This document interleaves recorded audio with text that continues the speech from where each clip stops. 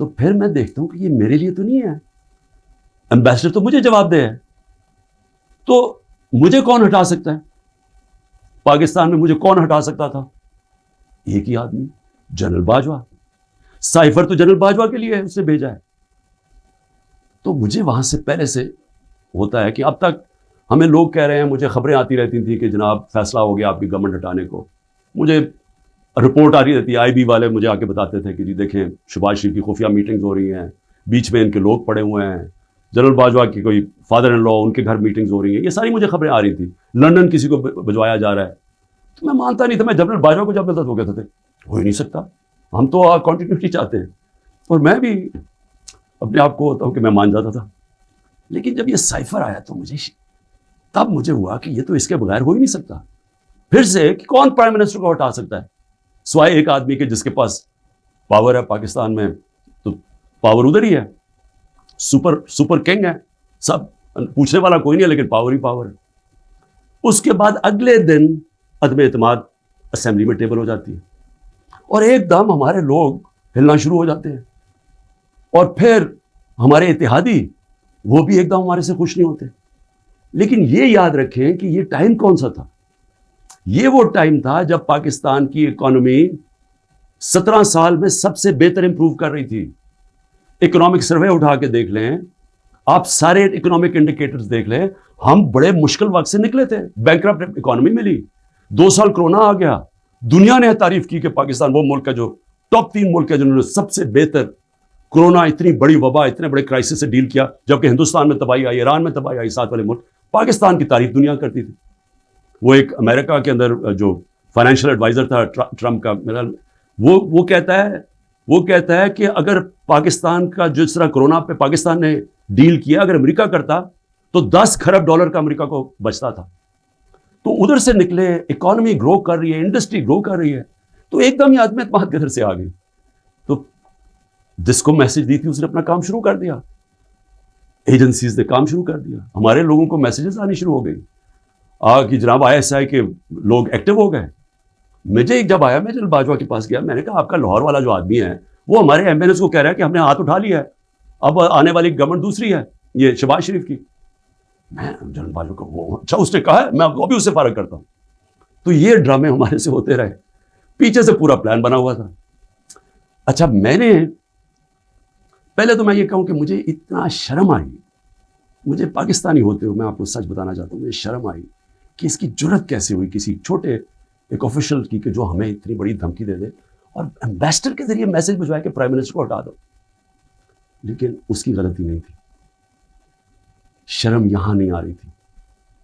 जिन लोगों की जिम्मेदारी थी कि कौम की हिफाजत करना, जिस आदमी की कि कौमी वकार को बचाना, कौमी गैरत, वो साथ मिला हुआ था। उसने उनके, यानी ये सारा प्लान उधर से शुरू हुआ था।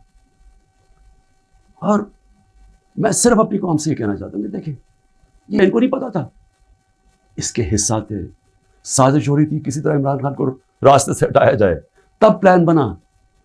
और मुझे इतने अफसोस से कहना पड़ता है कि किसी को, जिन्होंने, जो भी लोग ये देख रहे थे कि यार, मैं सोचा कि क्या इनको कोई इनको नहीं है कि पाकिस्तान एक बड़ी ख्वाब का नाम था, पाकिस्तान का मतलब क्या, ला इलाहा इल्लल्लाह। मेरे अपने के लोग कह रहे हैं इमरान साहब आप साइफर ना उठाएं पब्लिक में, अमेरिकी नाराज हो जाएंगे। मैं पब्लिक में जाके, मैं क्यों पब्लिक को बताया, मैं अपनी कौम को बताना चाहता था, क्योंकि कौम गैरतमंद है, कौम खड़ी हो गई साथ। ये सियासी तौर पे नहीं मैं कर रहा, मैं एक वो पाकिस्तानी हूं जो इस मुल्क के जो ख्वाब था मैं उसमें बिलीव करता हूं कि ला इलाहा इल्लल्लाह, कोई नहीं है खुदा सिवाय अल्लाह के। मैं कोई किसी की गुलामी नहीं करने के लिए तैयार। और मैं आपको ये अमेरिका का भी बता दूं, देखें अमेरिका की एक बात समझ आए, अमेरिका जो है वो अपने मफाद के लिए फैसले करता है, वो दोस्तियां नहीं निभाता। अमेरिका अपने इंटरेस्ट को प्रोटेक्ट करता है, हमारा काम है हम अपने इंटरेस्ट प्रोटेक्ट करें। जब वॉर ऑन टेरर में मैंने मुखालफत की कि हमें अमेरिका की जंग में नहीं शामिल होना चाहिए, उठा ले मेरी स्टेटमेंट्स, मैं हर बार कहता रहा कि ये हमारी जंग नहीं है। मैं क्यों कह रहा था? मैं अपने लोगों के लिए कह रहा था।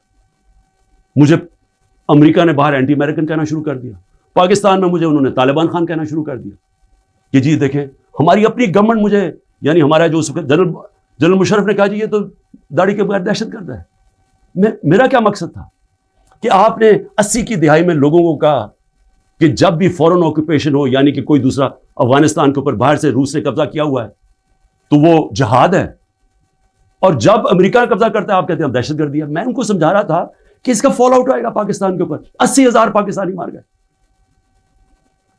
पता नहीं कितने 100 अरब डॉलर से ज्यादा मुल्क को नुकसान हुआ। लेकिन उससे ज्यादा जो दुनिया में हम बदनाम हुए, सारी दुनिया में हमारा मजाक, हमें कहा गया जी सबसे खतरनाक मुल्क है पाकिस्तानी दहशतगर्द। पाकिस्तानियों से जो दुनिया में हुआ, हरा पासपोर्ट देके लेदर लाइन में खड़ा कर देते थे, कितने पाकिस्तानियों को बाहर से डिपोर्ट कर देते थे।